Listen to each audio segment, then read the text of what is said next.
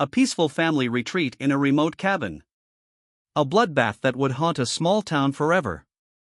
4 people were brutally murdered. 3 children were left alive, just rooms away. No arrests. No clear motive. And for over 40 years, the town of Keddie has been haunted by what happened in Cabin 28. In 1981, Keddie was a tiny community in the mountains of Northern California.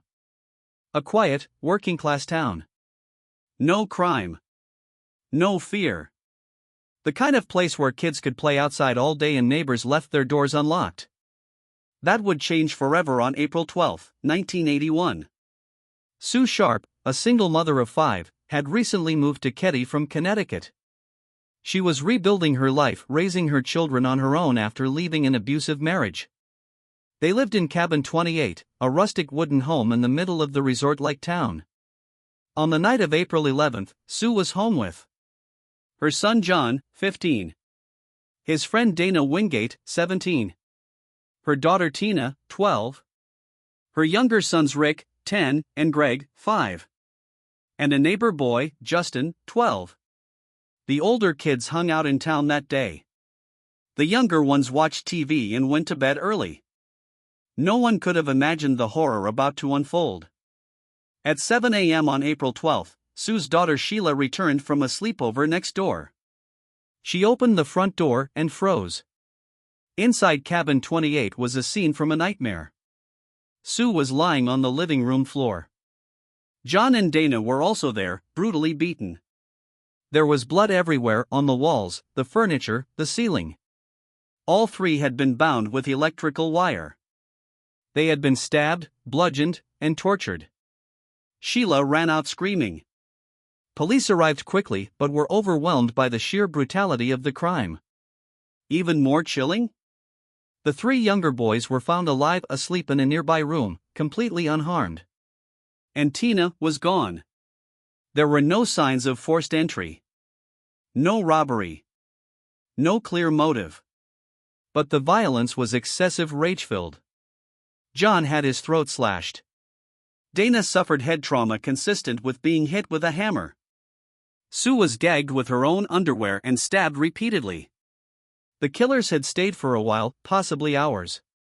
Police found a bloody hammer, a bent steak knife, cigarette butts, and a strange knife left stabbed into the wall. But there were no usable fingerprints. Justin, the 12-year-old neighbor boy, was in the cabin all night. At first, he said he'd slept through it all. But later, he changed his story. Under hypnosis, he claimed he'd seen 2 men. One with a mustache and long hair. The other clean-shaven with short hair. He said Sue argued with them. Then a fight broke out. And they killed everyone. He said they took Tina with them afterward. His descriptions were used to create 2 composite sketches, but no arrests followed. The investigation quickly became a mess. Crime scene contamination. Mishandled evidence. Witnesses not followed up. Plumas County Sheriff's Office was simply not equipped to handle a quadruple homicide. Sue's ex-husband was questioned, he had an alibi. Dana's family was devastated. The surviving children were traumatized. And Tina Sharp was still missing. For 3 long years, there was no sign of her. Then came the twist. In 1984, a bottle collector stumbled on human remains about 30 miles from Keddie. A skull. A jawbone. A few bones scattered under pine needles. Forensics confirmed it, Tina Sharp had been found. She had likely died the same night as the others. Near her remains were a blue blanket, a nylon jacket, and a rusted knife. How she died was never determined. But someone took her body, dumped it in the woods, and left her there for animals to find. Years passed. The case went cold. But many locals had theories. 2 names kept coming up. Martin Smart, a former neighbor who lived near the Sharps. Bobu Bade, a mysterious man staying with Martin that weekend. Both had military backgrounds. Both had criminal records. and both left town immediately after the murders. Martin told police strange things. "I lost my hammer recently. Sue was telling my wife to leave me. She was causing problems." Bo? He had ties to organized crime. Still, no arrests were made. In 2016, 35 years later, a new sheriff reopened the case. Plumas County investigators were cleaning out old evidence when they found a sealed box in the basement. Inside? A taped confession letter from Martin Smart. It read, "I've paid the price for your love and now I've bought it with 4 people's lives." Police were stunned. This letter had never been used. No one knows why it was hidden. They reopened the case and began re-interviewing witnesses. With new technology, investigators re-examined old evidence. DNA was pulled from tape used to bind the victims. Matched a known suspect, though they haven't said who. A new witness claimed to have seen Martin and Bo burning something in their backyard right after the murders. The surviving children were re-interviewed.